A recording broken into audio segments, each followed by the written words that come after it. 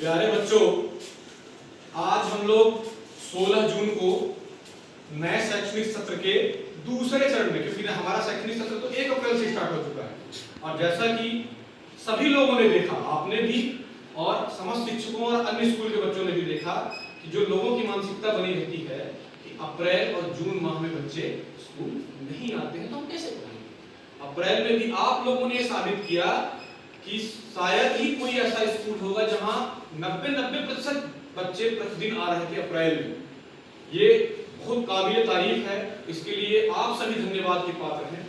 और आज मुझे बड़ा गर्व महसूस हो रहा है, सभी लोग यही कहते थे कि जून महीने में तो गर्मी है, बिल्कुल बच्चा ना आएगा, और वो भी आज 16 तारीख को तो पक्का ना आएगा, क्योंकि 17 को कल छुट्टी है तो पक्का ना आएगा। लेकिन जिस तरह से मेरी कक्षा लगभग भरी है, कुछ ही बेंच खाली है, तो ये साबित कर दिया तुम लोग कि जून में भी तुम लोग पूरे दिन स्कूल आओगे। और जिस तरह से आपने अप्रैल के एक माह में 3 अध्याय पढ़ लिया गणित का और अन्य विषय भी पढ़ लिए, ऐसे जून में भी आप पढ़ लेंगे। उसका बेनिफिट क्या मिलेगा कि आप जब जुलाई के 15 तारीख तक पहुंचेंगे तो आपका तिमाही का कोर्स खत्म हो चुका होगा और हम लोग 15 जून से ही तिमाही के रिवीजन स्टार्ट कर देंगे। तो एक बार जितने बच्चे आए हैं, लगभग 50% से ऊपर बच्चे आज उपस्थित हैं हमारे क्लास में। ये बहुत महत्वपूर्ण और बहुत आश्चर्य की बात है, अन्य विद्यालयों के लिए प्रेरणा का स्रोत है। तो एक बार पूरे बच्चे अपने लिए ताली बजाओ, आप लोग जो सब उपस्थित हैं। ऐसे ही आप प्रसन्न रहें और ऐसी प्रसन्नता के साथ अपने साथियों को, जो आज 2-4 बेंच बस खाली दिख रहे हैं, मुझे कल परसों दिन एक भी बेंच खाली नहीं दिखनी चाहिए, पूरे बेंच भरे होने चाहिए। और हमें दूसरे को दिखा देना है, साथ में अपने आप को भी साबित कर देना है कि हम अप्रैल और जून जैसे बाध्यताओं को, पुरानी मान्यताओं को हम नहीं मानते। हम हर रोज स्कूल आएंगे जिस दिन स्कूल खुलेगा और हम रिजल्ट ला के दिखाएंगे और पूरे मध्य प्रदेश में टॉप करके दिखाएंगे। हमारा सांदीपनी विद्यालय बुढ़ार अब एक अलग ही पड़ाव पे चल पड़ा है। तो हम लोग आज, जैसा कि आपको बताया कि हम लोग लगभग 3 चैप्टर अप्रैल में खत्म कर दिए थे। 3 चैप्टर का आखिरी लगभग चल रहा है प्रतिस्थापन विधि, उसको आज हम लोग आज पढ़ेंगे। प्रतिस्थापन विधि से हमको करना क्या है, 2 चर वाले रैखिक समीकरणों को हल करना है। मैंने उस दिन भी बताया था कि अभी तक हम लोग जब 9वीं पढ़ते थे उसमें हम 1 चर वाले रैखिक समीकरण पढ़ते थे। तो ध्यान रखना है, जैसे कि मैंने अभी अप्रैल में बताया था, मैं फिर से उस चीज को रिपीट कर रहा हूं। चर क्या है, देखिए सीधा सा समझिए। चर माने जो चल पाएगा, अचर यानी जो नहीं चलेगा, यानी जो स्थिर रहेगा। अब चल पाएगा और नहीं चलेगा, गणित का क्या संबंध है उससे भाई?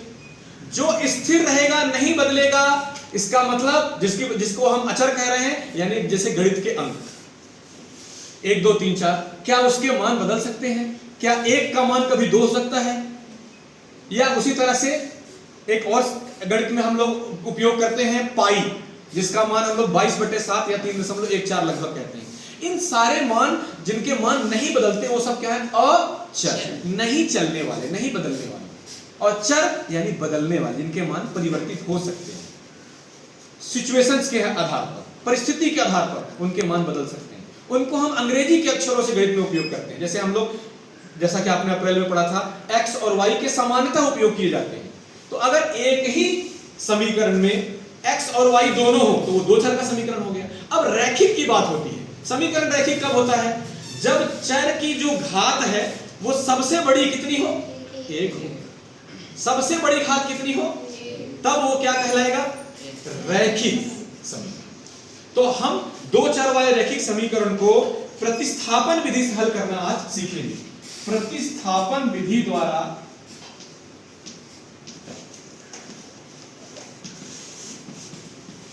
दो चरों वाले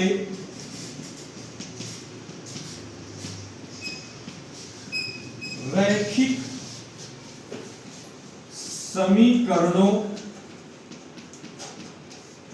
को हल करना। समीकरण को हल करना मतलब उन 2 चर वाले रैखिक समीकरणों में जो 2 चर हैं उनके मान ज्ञात करना। हल करना मतलब अगर x और y 2 चर हैं तो x और y के मान ज्ञात करना। ठीक है, देखिए एक उदाहरण लेते हैं और हमारी विधि कौन सी है? प्रतिस्थापन विधि। ध्यान रखिएगा इस बात का। हम एक उदाहरण ले लेते हैं। पहला नंबर उदाहरण, ऐसे उदाहरण नंबर 7वां हम एनसीईआरटी की बुक पढ़ रहे हैं, उसका उदाहरण नंबर 7वां देखेंगे। लिखा हुआ है पहला समीकरण, आप पढ़ के बताएंगे क्या लिखा हुआ है। क्या लिखा है? 7x फिर -15y वेरी गुड, फिर 2 बराबर 2। ध्यान रखिएगा, इसको हम क्या लिखेंगे? समीकरण नंबर 1। दूसरा समीकरण x प्लस 2y बराबर 3, समीकरण नंबर 2। मैं जब बोर्ड में लिखता हूं और आपसे कहता हूं कि आप बोलिए, तो उसका फायदा क्या है? जब आप बोलेंगे और मैं लिखूंगा तो आपके मन में पता है क्या लगेगा? मैं बता रहा हूं। सर से थोड़ी कुछ आता है, वो तो मैं बता रहा हूं, सर लिख रहे हैं, आपको कितना गर्व महसूस होगा। तो इसलिए अगर आपसे आता है तो आप बोलेंगे और तब मैं लिखूंगा, तो आपका जो कॉन्फिडेंस होगा वो 7वें आसमान पे पहुंच जाएगा और आपको लगेगा मैं खुद से हल कर सकता हूं। ठीक है? प्रतिस्थापन विधि में क्या करना होता है? दोनों में से कोई भी एक समीकरण ले लेना होता है जो आपका मन करे। अब मेरा मन क्या कर रहा है? मैं जानबूझ के क्या करता हूं? ऐसे समीकरण चुनता हूं जिसमें x के बगल में जो अंक है जिसको हम गुणांक कहते हैं, और y के बगल में जो अंक है जिसे हम y का गुणांक कहते हैं, छोटा। मैं जानबूझ के ऐसा लेता हूं। पर आपका मन बड़ा लेने का है तो मैं नहीं रोक सकता, आप बड़ा भी ले सकते। मेरा मन छोटा वाला लेने का था तो मैं छोटा ले लेता हूं। तो समीकरण नंबर में क्या ले लूंगा? यहां लिखूंगा मैं समीकरण 2 x प्लस 2y बराबर 3। अब बात आती है अपने विधि की, क्या है? प्रतिस्थापन विधि। नाम से नहीं स्पष्ट हो रहा है? प्रतिस्थापन मतलब किसी का उधर स्थापना कर, दूसरे तरफ भेज देना। कैसे भाई? और किसको भेज देना? आपके पास इधर दो चर हैं x और y, आप दोनों में से किसी भी एक को उधर भेज दो, आपका जिधर जिसको भेजने का मन हो।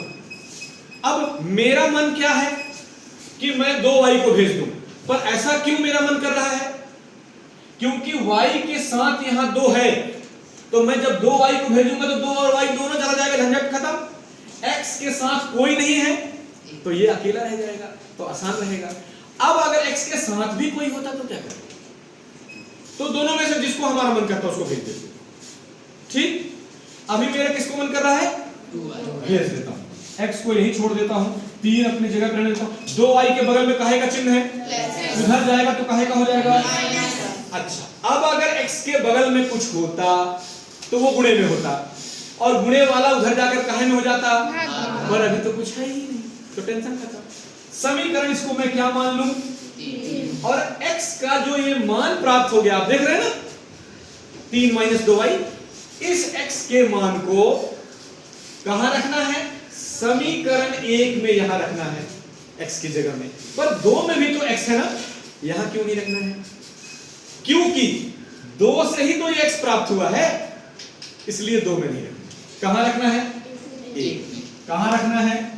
समीकरण। क्या लिखोगे? समीकरण 1 में x का मान रखने पर रखिए 7x - 15y बराबर 7। बीच में कोई चिन्ह है क्या? है, गुणा। अच्छा ये बताइए, गुणे को गुणा न दर्शाकर कोई और ऐसा चिन्ह है क्या? क्या? दशमलव तो पॉइंट। हाँ, कौन कोष्टक बोला? Very good. क्या नाम है? राशि सिंह राठौर के लिए ताली बजा दिया जाए। हम गुणे की जगह पे कोष्टक का भी प्रयोग कर सकते हैं। तुम भी सही बोले वाला कि दशमलव पॉइंट का भी उपयोग करते हैं, पर यहां पे हम दशमलव का उपयोग करेंगे। कारण क्यों करूंगा? सॉरी, दशमलव नहीं, कोष्टक का उपयोग कर लेंगे। क्यों? क्योंकि x का जो मान प्राप्त होने वाला उसमें 2 पद हैं, दिख रहा है, इसलिए हम यहां कोष्टक लिखेंगे। x का जो मान है वो क्या है? 3 - 2y। ये माइनस का 15y अपनी जगह पे और 2 अपनी जगह पे। अब कोष्टक का मतलब अभी आप लोगों ने ही बताया है, क्या होता है? तो 7 का अंदर गुणा हो जाएगा दोनों में, 7 - 3। फिर यहां पे चिन्ह कौन सा है? प्लस। और यहां पे प्लस का माइनस से गुणा होगा तो, और 7 का 2 से होगा तो 7 दूनी, और ये और -15y अपनी बराबर। अब ये अंक वाला है और ये भी अंक वाला है, सब कोई अपनी जाति वाले की तरफ भागना चाहते हैं, तो ये वाला भी अपनी जाति वाले की तरफ चल देगा। ये दोनों एक जाति के दिख रहे हैं क्या वाई वाई? तो ये दोनों माइनस के भी हैं, तो क्या हो जाएंगे? जुड़ जाएंगे, घट जाएंगे? जुड़ जाएंगे। Very good. तो 15y और 14y जुड़ेगा तो, और चिन्ह का है का माइनस का।